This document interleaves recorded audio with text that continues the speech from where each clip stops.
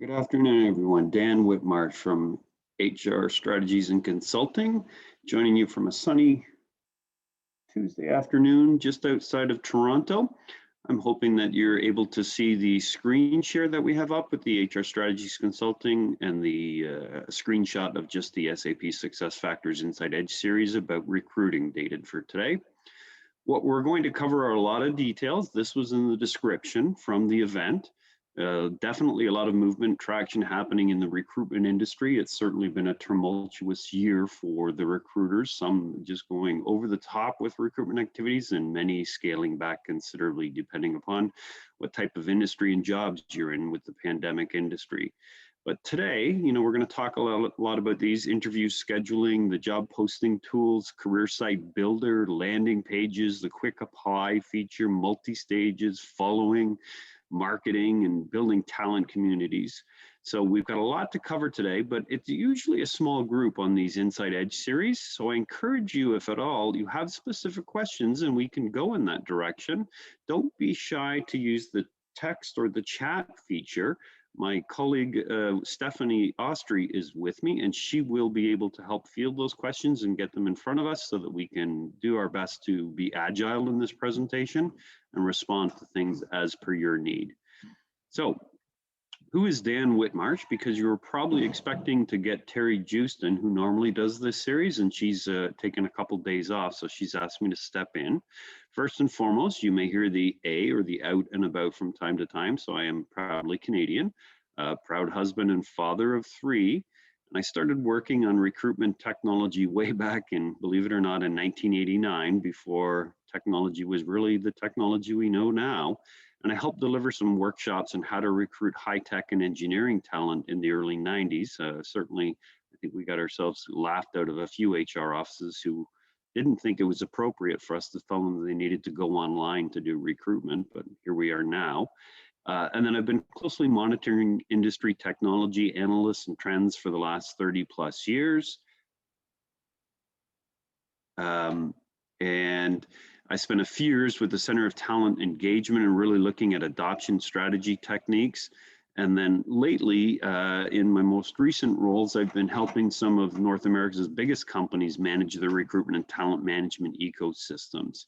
So there's a lot going on, and that's certainly, 30 years in talent technology and recruitment, pretty much the maximum. That was 1989 was kind of the advent of when systems like this were starting to be designed. So lots of recruitment experience to share with you guys today. So let's jump into this. Our time today is going to be divided in a couple different directions.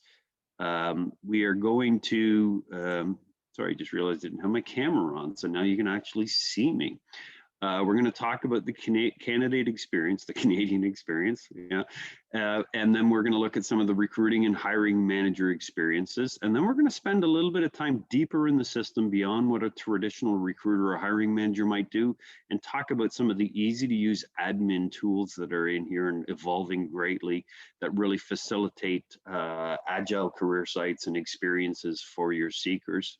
And then at the end, depending on where we are in times and questions, I do have a whole list of critical questions that we'll walk through together with some discussion points around recruiting practice, and then look at some common pitfalls.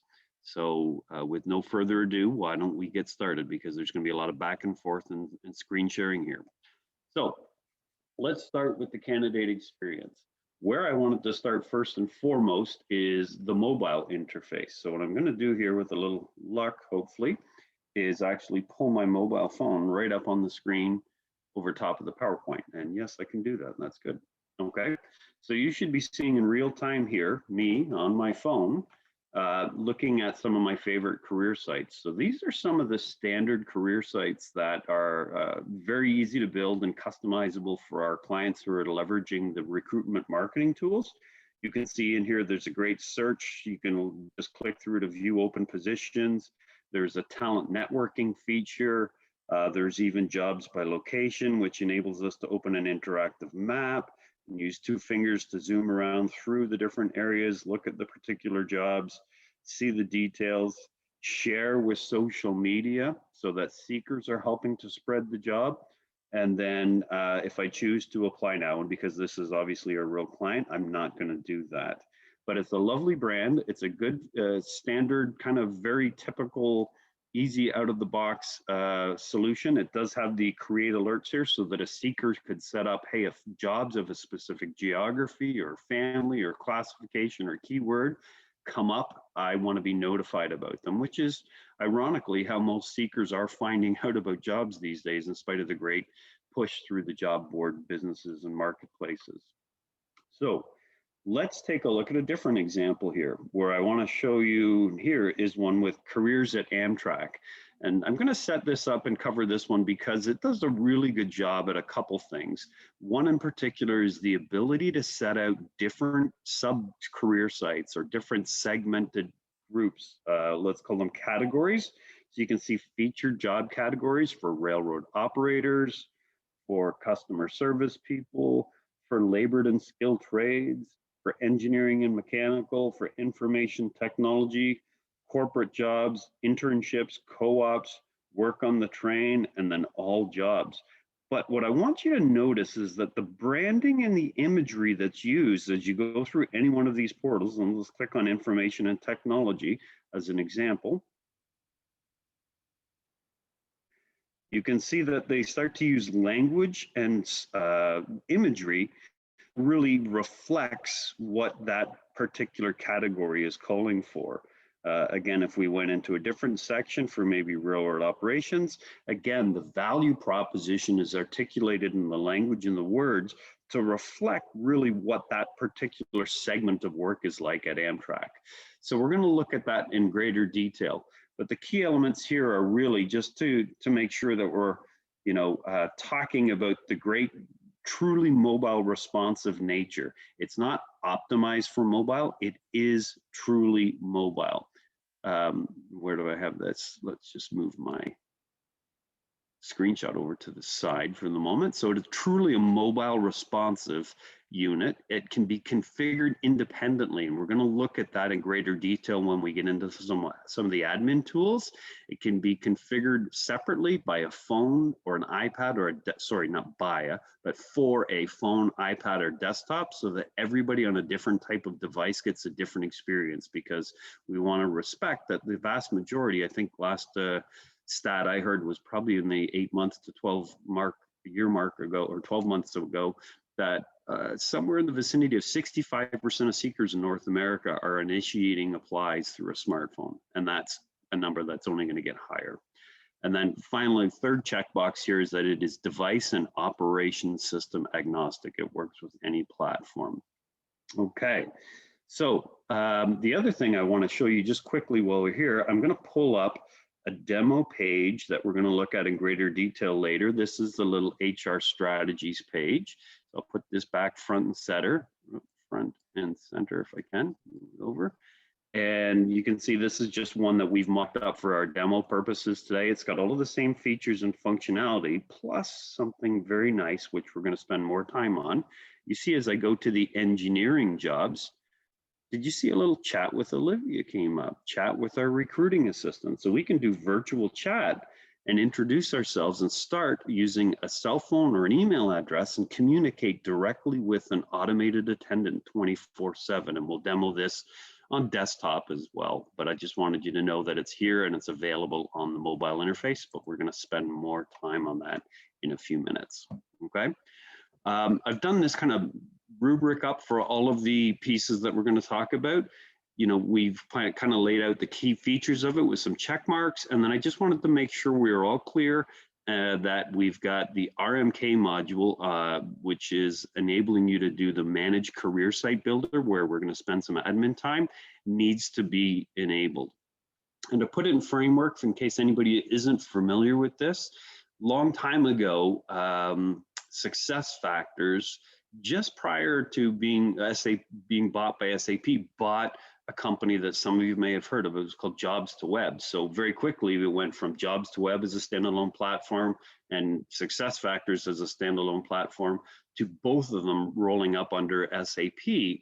And then over time, as these pieces have grown together and evolved, we've now gone to a point where instead of them being separate modules, it's one license. You buy the license for the usage, and then you just negotiate with your partner on implementation. Do I want to turn all of these things on, some of them on?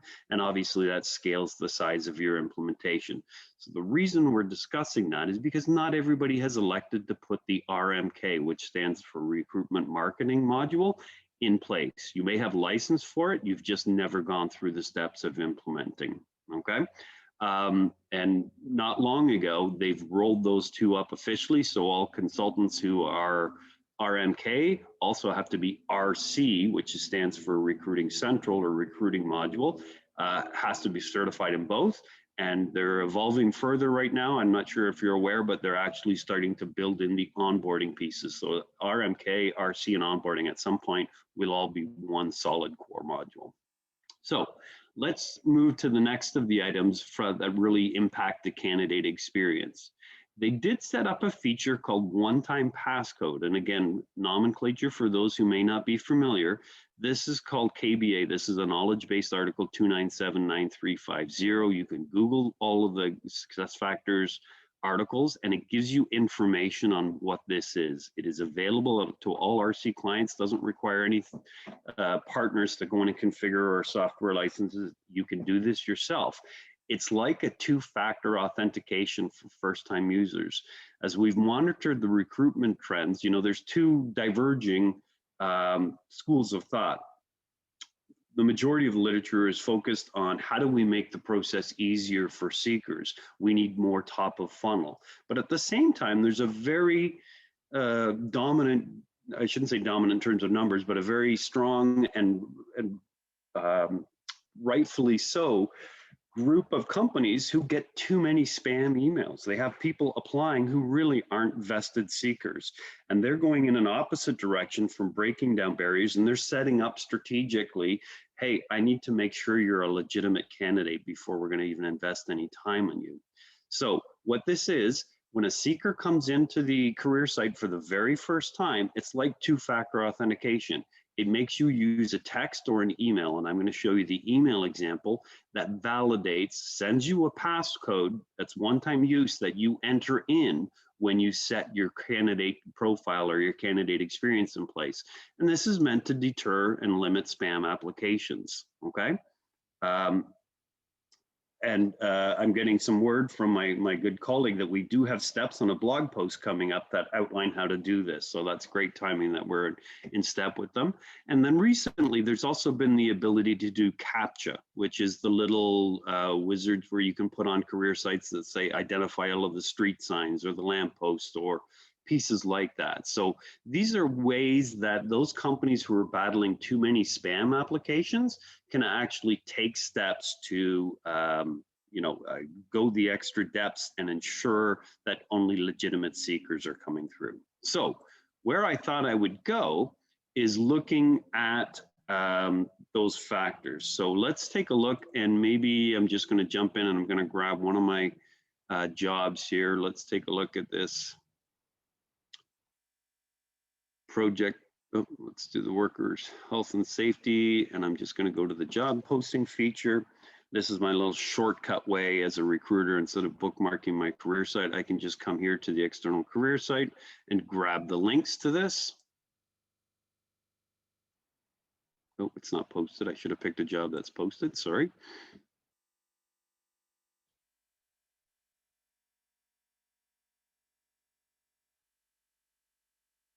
So let's start with the operations manager, which I know is posted. The external career site, I'm just going to copy this URL.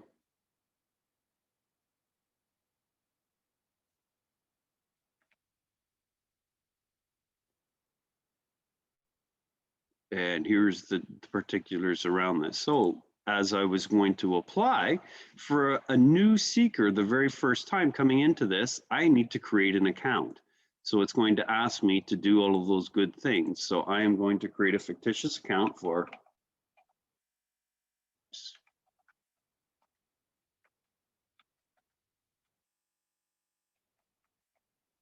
and a great study done by the old Connexa IBM ages ago, that 99% of the access problems were caused because people didn't put the right email address in.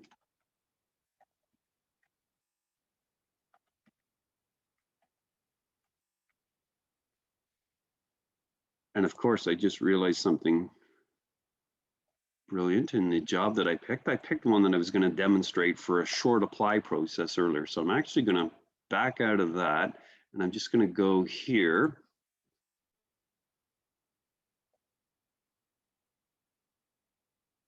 And pull up that career site that we had demonstrated on mobile device a few minutes ago. I'm going to maybe look for this job here in Dallas, project coordinator job, and apply now. It's telling me to create an account.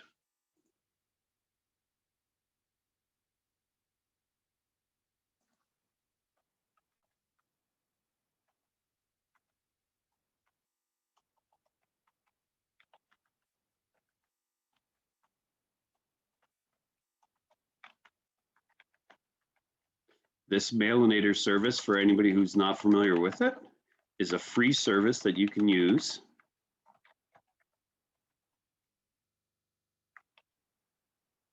That allows you to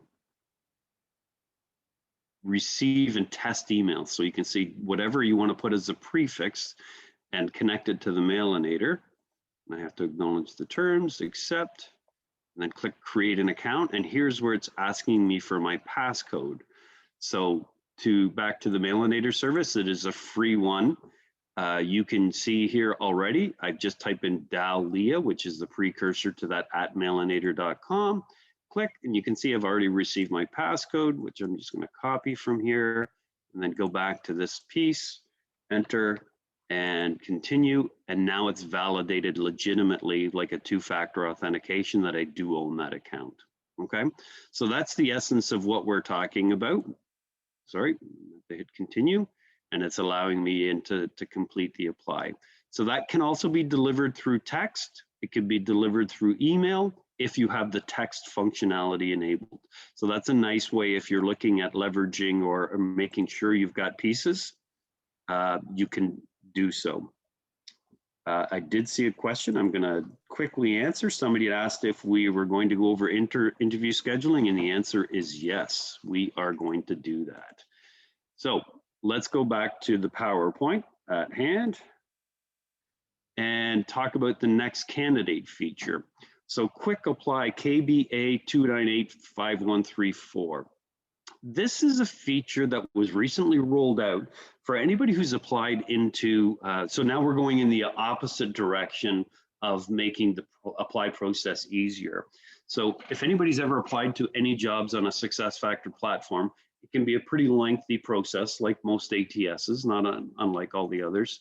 But what they've done is they set out a shorter version. So imagine that if you had 20 or 30 questions in the traditional candidate apply process, it asks you to identify what's called a quick apply. And then maybe it pulls in 3 to 5 of those questions up front.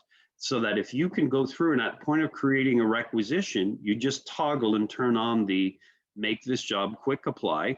And when it goes out and a seeker hits it, they don't have to go through the whole full-blown create a candidate profile. They just populate those 3 or 5 quick questions, and it's designed to help reduce the drop-off of the seekers. So it's really not a bypass, it's just temporarily putting those people into the job. It's available to all of the recruiting module clients. You do need access to the provisioning system, so you need to be a system admin to turn this on.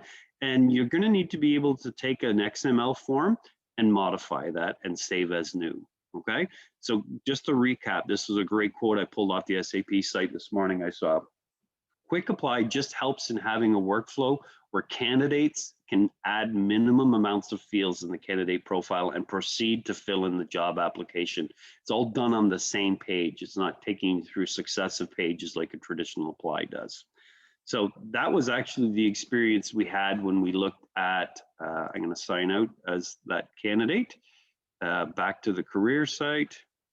And, you know, if we wanted to look for a job that is a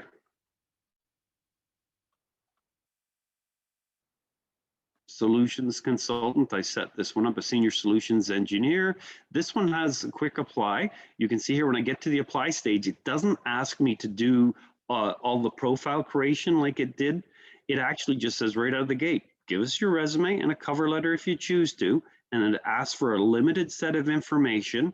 Ask me the specific screening questionnaires, and because I've set this job in the US, I've also said give me the EEO options as well. Okay, if you're a Canadian job, of course, the EEO would not be presented. These are all optional questions. So it's really taking that whole multiple page sequence of candidate experiences and rolling it up into one page so that a seeker has a tidier and easier go of it. Okay. So let's go back to the PowerPoint. That's going to be the theme for the day, back and forth. Okay, so the next feature I wanted to talk to you about, and we teased it up a little bit, was the Olivia, which is a tool by Paradox. So Paradox is one of SAP's deeply embedded partners. We use Paradox at multiple points. It serves its biggest positioning in the recruitment space. It does require that you have an active license with Paradox. Okay, so you're going to need to buy and have an account and set it up, and that's a great journey to talk to them about all of their capabilities. We can facilitate that conversation. We have a dedicated partner who jointly does demos with us when this becomes an interesting piece of software some of our clients want to engage on. And it has some interesting features. You know, we know that SuccessFactors can do a lot of the interview scheduling. Somebody's already asked for that. We're going to see that in a few minutes. But it can actually entirely bypass the whole apply process, so that quick apply can get even quicker, because now we're not even telling them to go to the careers. They're on the career site, they see a job. Olivia can help them find the right jobs. It uses AI to actually start collecting your information. It will take your resume, if you drag and drop it into the Olivia widget, and put it into the back end of that job on SuccessFactors. And it can even, if you choose to, start scheduling interviews times directly via text, okay? So it's not like you use one or the other. You can use both if you have Paradox running in conjunction with the actual interview schedulers. So let's take a look at what that looks like here. Drop this, go back to my deck, to the career opportunities, and I'm going to go back to that lovely demo site that we had just shown a few minutes ago that talks like this. So you notice that this is the desktop version of what we saw, and we're going to play with this site, which is designed intentionally bad. I'll show you how to make some tweaks and edits to this on the fly. But under the engineering subcategory, you can see I could create as many of these different categories as I like. I've set in a different category, just like we did with Amtrak, that pulls in specific engineering jobs only, has different imagery, different languages, and different features associated with it. And here comes Olivia, who pops in. Hey, I'm Olivia, your personal strategies, HR strategies job assistant. Thank you for your interest. Can you please provide me your first and last name? And so this can happen on a mobile device, as we saw, or on a desktop version. And Olivia is very adept at natural language skills. She's able to accommodate all kinds of questions and is highly configurable. Can you please provide me with your mobile phone number? So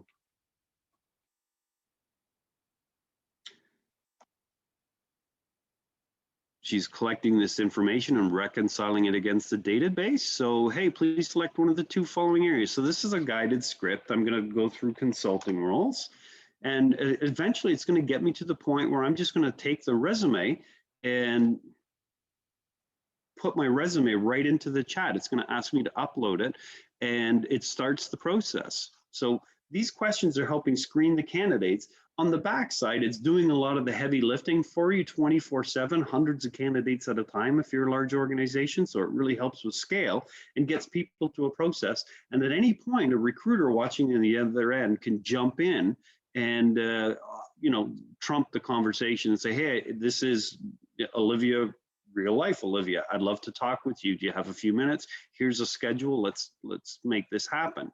So the tight integration between Olivia allows for the resume and the exchange, and it's a nice candidate experience that takes away from the monotony of some seekers who are really, frankly, quite frustrated with any type of ATS at all. Okay, so that, my friends, is Olivia. Let's and again, if you have questions around this, and I see another one coming in. Well, it's the same question. Okay. Let's move to the next phase of this. So this is coming into the recruiter and the hiring manager experience. So we're going to look at things here that are designed to help with the recruiter or hiring manager's efficiencies in managing the jobs and candidates at hand. The first I'm going to talk about is a multi-stage rec process. Then second are follow and campaigns to top candidates, okay? And then third, we're gonna look at talent pools and tags. They're slightly different, but serve a similar role. Then we're gonna talk about interview packs, Outlook, scheduler integrations. We're gonna look at referrals, and then I'm gonna talk briefly about candidate experience survey with Qualtrics. So let's jump into the first item, which is the multi-stage or late stage application. And again, there's a KBA reference for you here. Three types of stages. The conventional that I would say 95% of our clients have is a single stage. It presents an application form to a candidate and they complete the entire thing on their first time coming into the SuccessFactors system. And I mean, that's been the norm forever and it still works very efficiently. We just showed some nuances and additions that can be added to that system, but we've also got options. So if we're one of those clients who's probably in the majority of wanting to make the candidate experience a little shorter and a little easier, we can put on a multi-stage apply. Hey, give me limited information, resume, cover letter if you need it. Here, answer these 3 or 4 quick questions about you. And then depending on how our recruiter feels about your resume, they're going to move you down the steps of the workflow. And everybody gets to set their workflows up as per their needs. Depending on where they are, they can then say, hey, when they get to a critical step, maybe it's shortlisting or interview 1, go back out and ask for more information. And actually, over time, they eventually start collecting all the information, which is a much more civilized way of doing things that leads to candidate engagement. Seekers love this. Hey, I'm just starting the conversation. I'm giving you this. I don't need to give you everything, including my social insurance number on the first go around. But as you move me through the steps, you start collecting more and more information in sequence to get me to the point where that if you offer me a job, you have everything you need to enter me into the HRIS system. Okay, so that's the multi-stage and it's becoming more and more popular. The late stage is a variation in this. What it does, it says, hey, just put them in and don't connect it to any workflow. And then at some point, the recruiter's got to go out and fetch the rest of the information, okay? So it leaves it kind of open. Multi-stage is driven more by if they get to certain steps, then we send out emails and because they're in a step, it asks them for these defined types of questions. So let's take a quick look at what that might look like. I have got a lovely job set up here. I'm going to go and log in on the recruiter side. I'm logged in as a familiar persona of Tess Walker, who manages the recruitment function. And I'm going to sort my rec IDs at the end because I set up this one conveniently called multi-stage apply test. And what happens here is it gives a very degrees of questions as they go through this. And then when seekers actually get into a critical step, they start to, they're sent an email that they need to get in and answer the extra questions. So let's take a look here. What I've got, I picked the wrong rec again. I'm going to go back to job recs.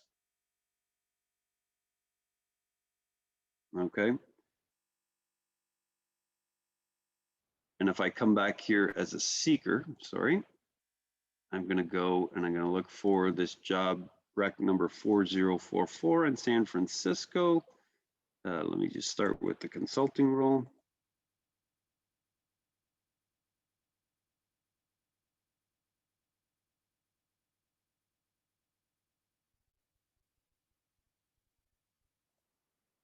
So this is that same job we were looking at a few minutes ago, and the apply now is a short truncated version. Again, it's starting right off with, hey, just the information that we need that we already saw.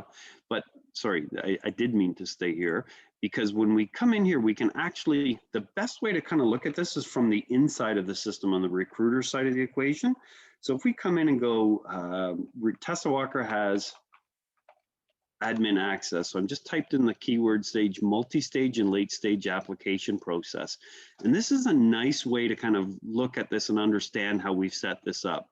So depending on how many different types of templates you have, requisition templates, on the standard requisition template for the operator, meaning the experience of candidate, and maybe the job statuses of shortlist, in the grand United States for the applicant type of external candidates, and I just hit submit, and it says, all right, here's what we've made visible to the candidate.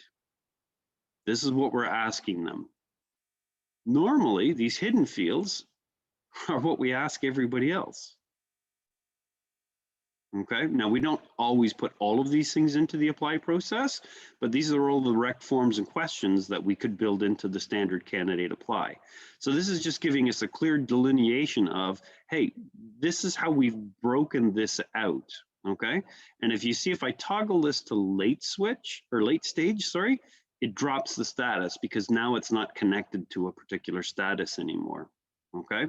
And as I modify this, to maybe moving them down the stages to interview 2 and hit submit for external candidates, you'll see my list of questions of what we're going to start to gather. Actually, it stays the same in this case, but this is where it's configured. So per step, per status, per type of person involved with the job, and whether they're internal or external, we have ultimate control over what we want to ask at each one of those steps in the multi-stage apply process. So I'm hoping that helps explain that and gives a clear view as to why this could be such a powerful feature to kind of manage expectations of seekers as they go through the experience. The next thing I wanted to talk about was the ability to follow and campaign to candidates. And in short, what this is the ability to select candidates and follow to see when they're active. So you've got hot, great candidates in there, and then we want to be able to equip you to take action with an email, a text, if you have that feature enabled, or even a phone call, because their number's right there in front of you, which is sadly still a missing element, or an increasingly missing element out of the recruitment function. We can put them into talent pools and add them to campaigns. This does require that you have the RMK module implemented. So let's take a quick look at what this has looked like. So I'm going to jump back into the instance, and I'm going to go back to my recruiting role. And right at the top left corner, I don't know how many people ever go here, but there is a dashboard that allows me to kind of monitor key people that I've seen, and I'll point out at a couple points. These are the seekers that I have elected to follow. So Rose Blossom, Ivy Climber, Fern Flowers, Ava, I can tell when they were in the system 51 minutes ago, 5 hours and 37 minutes ago. What did they do? Look at that. Fern came in. He was a great candidate, but he abandoned the job application here. And I can immediately click through to Fern, reach out, text, phone call, and say, hey, what happened, Fern? We'd love to have you back. Don't, you know, you're an ideal candidate, and we're looking forward to working with you. So the ability to actually slice and dice this across just today, last week, or within, custom ranges is totally here for us. So we can track and refresh this at any given moment if we're still on this page, or even if you have a large list of people you can search. And of course, once you've managed to successfully land a candidate, you just unfollow them, okay? So that's a great feature. The other part of what we want to do is show you how we can actually take action with those people. And as I click through Fern, there is the opportunity to follow up and take action with all of these candidates right from the screen. You have their phone number, their email, and whatnot. The other thing that's relevant is the ability to do campaigns. So if I'm back here, you'll see that I have the opportunity to do marketing.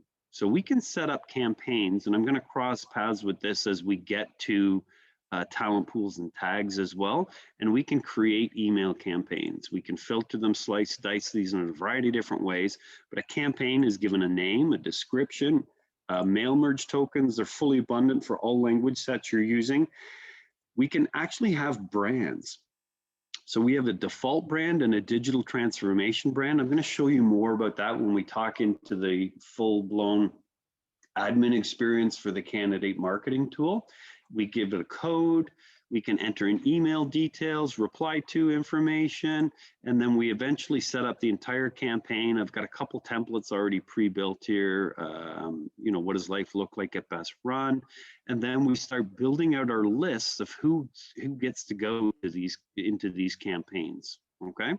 So setting these campaigns in process is one thing, and then we can use this in conjunction with, you guessed it, talent pools and tags, which is the next topic I just wanted to touch on. So talent pools and tags are ways to manage specific groups of candidates. They can be public or private. That's great spelling, Dan. I'll have to fix that word.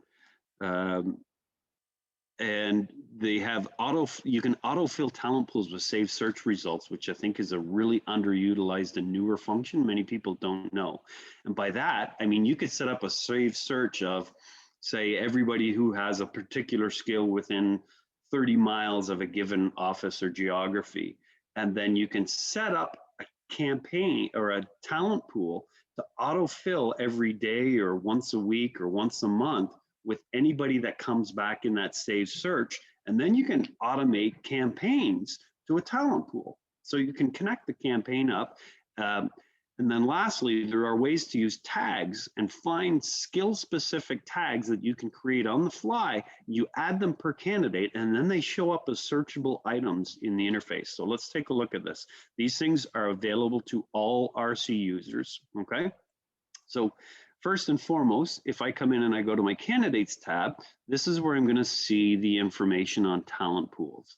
I can do keyword searches. I think that's pretty clear, obvious. I can add candidates, save my saved searches list. But right here, if you toggle over to talent pools, you can see I have a few already set up. And I can actually look into this folder, say for project managers with my 34 members, and I can start to take action. So here's where I can manage them as new leads, pre-qualified, contacted, invited, or moved into requisitions to track my progress. I have bulk activities where I can actually send mail, take actions. I can change their status, move them to different pools, remove candidates, send them on campaigns, or follow, which are all those great things. I can even forward them to colleagues, or I can forward these candidates into other job requisitions. Okay, so there's a lot of great features and functionalities here that allow us to use talent pools in ways that manage a pool potentially of high skill sets in a certain geography, or silver medalists who continue to be great candidates but just weren't the ones that got the job this time, but you'd love to keep them warm for future needs. And the way we can do this is if we come to the talent pools tab again, you can create new ones. So right at the top, it says create a new talent pool. So for instance, you give it a name, there is a pipeline status, you can select the default status. You just have to put a name in, it won't let you do anything until you save it. And so once we start selecting the standard pipelines, it says, hey, do you want them to come in by default to be at pre-qualified or new lead? You get to choose. You can share these or make them private or public. You can control access. If it's private, I want to share it with these people or these groups that's set up by your system.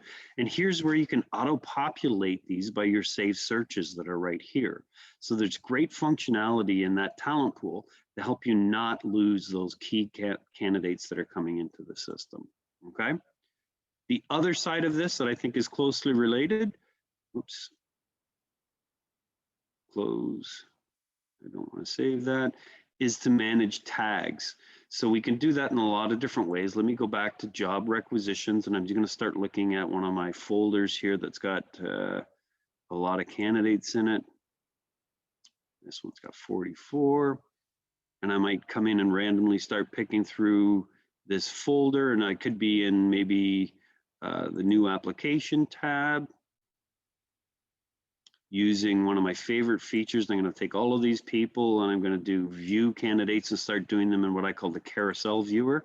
So I can start looking at these candidates 19 and I can add notes, tabs, and tags right from the side. So I could actually tag saying, hey, you know, add a tag here. This person has a structural design. So this is an open item that I just added, and I've added that, and I can move them in different statuses, and then I can keep scrolling through these candidates, okay? So you've got nice, easy to manage functionality that allows you to roll through your candidates and do relevant notations on their ability, skills, and next steps. But then you'll see as you come in back to that candidates feature, there was not just only the talent pools, there's search. And one of the search items that you can use are tags. Now, look at these different size fonts. These are tags that are entered, and the more often they get entered, the bigger it becomes. But I did put one in there for structural design just minutes ago, right? And that should be searchable. Or did I not save that? I didn't save it, that's right. If I wanted to say management experience or just click on management experience, it gets added in here and I can search the database for anybody that has that skill. And I found one seeker. Okay, so if I had kept that screen story and saved that structural design, it would then be on that pick list of tags to use. So they're nice ways, again, to get these people, and from there you can elect to follow, move them to campaigns, or add them to talent pools. Okay, let's go back to our PowerPoint, and I'm looking to see if there's any new questions in there.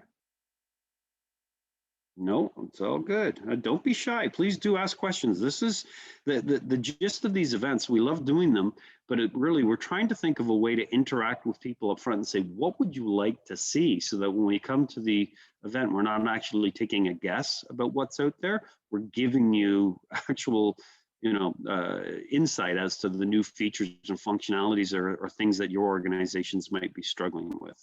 So, PowerPoint. Back up. And I think now we're going to move to talent pools and tags. We've done interview tools. All right. So most of you are aware, if you're not, it's very easy to set your calendars up with Outlook and Gmail. Okay. It is a mobile and desktop enabled feature. Okay, it works well on both the mobile device, the interview packets. We have some great ways to leverage it from mobile. If you're using the SuccessFactors app, you can do Interview Central right in there. It's a really nice experience. So what I'm saying with that is you as a recruiter or a hiring manager could have your phone right in front of you and actually conduct interviews on the fly through your mobile app. Do I still have my phone sharing? Dan, I just want to make sure that you see that there is a question there as well, so that maybe you can address it after you demonstrate this. I do not see the question. Where? Okay, so it's in the chat. It says, after you find the candidate, how do you change them to another status on the requisition? For example, from new to shortlist. Yeah, sure. That's an easy one. Let's go back. So lots of different ways. Let me go back to that job requisition with 44 candidates in there. So I'm on the candidate grid. When we were on that carousel piece that I was talking about where I had them all up, I can actually move them at that point. You know, if I read a resume and thought right away that's somebody I want to take, I can move them from new application to the next status of phone screen. So that was from the view resumes feature here. You'll see here move candidate, select, you can move the statuses, and depending upon your configuration, you can move them further down the chain or just to the next step, okay? That's step number one. Or I could be looking at an individual here, Mary Smith, and I may just look at her resume. Inside of Mary's profile, there is always the opportunity to change their status as well. So that can be done one at a time. Or finally, the other way that's rather fun is if you've gone through your candidates and you've been looking at several of them and you know them by name now and you think, all right, I'm going to come back and Kimberly Ash, I can just, I can actually grab Kim's profile and drag and drop her in a different bucket right over here in the different statuses, okay? So there's lots of ways to do that and move candidates amongst the statuses. All right, interview scheduling and software. Let's go to Interview Central first. So Interview Central is the ability to actually log in as a recruiter or a hiring manager and do a couple things. You could actually, you know, these are some fictitious candidates we've set up in this rec for the line clearance climber position. And what I can actually do is give them an overall thumbs up or thumb down rating, or I can actually start rating them now. What I didn't show is, you know, for those who aren't familiar, every job description connects it to competencies that we're going to use in the interviewing schedule. So your administrator set the system up to actually track and manage this and present to you. Here's the questions or the interview guide that we're going to use connected to this job description. So in this particular case, I might be doing a virtual interview.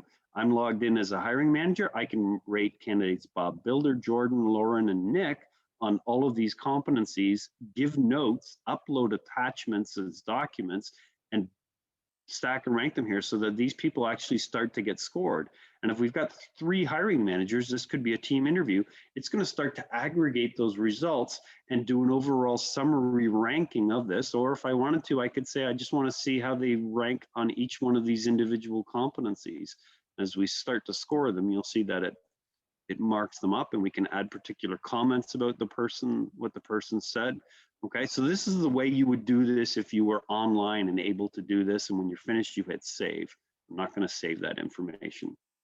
If you weren't able to be online for an interview, you know, you were going to sit face to face like the good old days not long ago, you could do a print and go pack. So you click on this, and what it does is it brings in the resume and the interview guide and a print button, and it talks about the job description, and then it prints off this competency rating scales, what it looks like, and then a little check boxes for you to add things so that you can do this and just come back and add it later into the system. Okay, so those are 2 wildly popular features that a lot of people really love because it allows us to take the system, use it either on a mobile device, in paper in front of the candidate if you're meeting face to face, or online if it's going to be an online interview. All of those options apply. The last feature of this is around interview scheduling. So this is a really nice way that we've leveraged the integration. So if I came in and I'm looking maybe at this production oversight manager position, and I see that there are 9 candidates to schedule, 1's been booked already, and I've got 8 not yet started. So then I would come in and say, okay, so who are the 8 that we're going to move forward? I've already got these people in an interview status, and I'm going to select all, and I'm going to start scheduling, because any recruiter knows the difficult dance of trying to pin down people. When are you free? When's my hiring manager free? When's the other hiring manager free? This cuts through all of that clutter. We can set up this as either a phone interview, virtual, or face-to-face. Virtual allows us to coordinate and put in Skype, WebExes, or Zooms, and I do hear that we're going to be adding Teams in the very near future to that list as well, so that if there's a corporate platform that we need, we can do that. If it's face-to-face, it can actually allow you to book boardrooms and whatnot connected with that. And then we start adding in who are the people who are going to be in the interview. So Tessa, who's the recruiter here, I'm going to add Tessa, and who Jeff Hill is the hiring manager on this particular job. So we've got the interview set up, and I'm thinking, well, the interview is actually going to look more like this. It's going to be 15 minutes with Tessa, and then actually Tessa's going to stay through the entire interview, and then half an hour. No, let's set it up this way. You know, maybe it's half an hour with Tessa. As you can see, you can configure this however you want. Well, what we're doing right now is finding availability for an hour-and-a-half spot for these 2 people back to back in their calendar.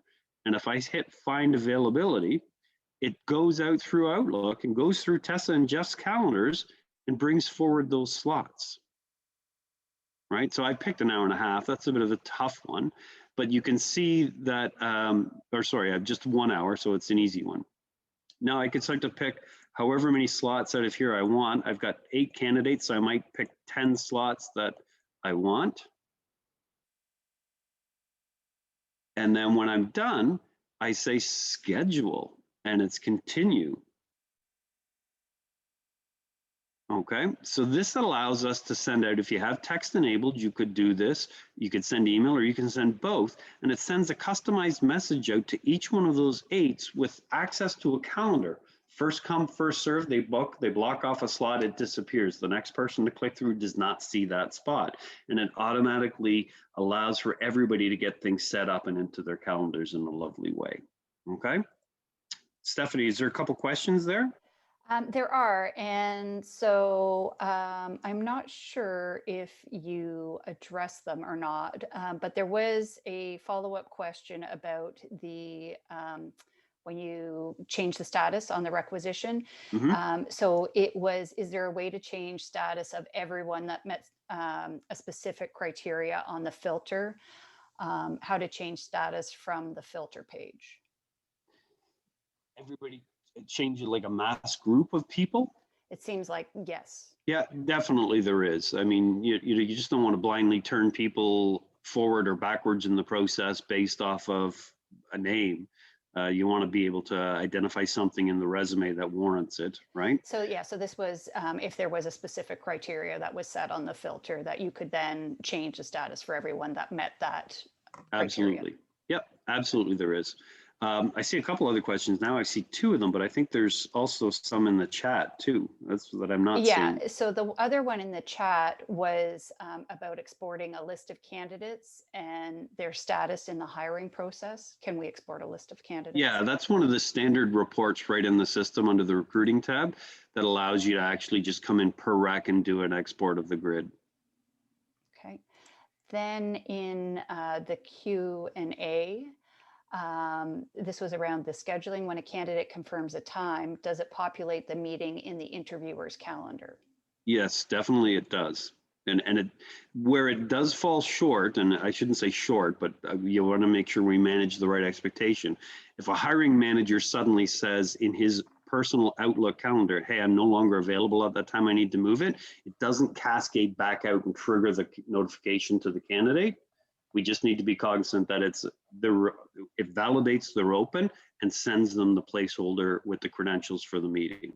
They can't elect to choose it from and change or propose new time from their calendar. And then the last one that I see for now is, are you able to load your own competencies into Interview Central that might be unique for each requisition? Yeah, absolutely. There's actually a job profile builder that allows everybody to kind of manage their own sets of competencies and index. Okay, and then a follow-up was that around the candidate confirming a time and populating the meeting in the interviewer's calendars. For this person, it currently isn't populating meetings in calendars. So that seems like maybe there's something that is turned off potentially. I would think so. I think the answer here, I'm assuming the standard is, do we know who that person is? Or maybe we'll give contact information at the end and we can do a one-off WebEx and take a look to see what's preventing it from happening. Yeah, I have the name here, so Okay. I'll be able to follow up. We can follow up directly with this person following the webinar. So I'm terribly cognizant of time here, and I'm realizing I've covered off the essentials here, and I haven't even gotten yet to the last section of the pieces. So maybe I should just do a quick talk track around them so we know that they're here. We've covered the interviewing tools. There is great referral functionality. It's really initiated at time of rec and allows recruiters to set up rules for ownership, and then admins can configure and processes, and then the internal employees who bring referrals forward get to track all of their potentiality here. So if I come into the Career Center, not just as a recruiter, but as an internal employee of this great organization, and I want to see what jobs are out there, I can see which jobs are eligible for referral, as indicated by the little head icons here. These are taking referrals.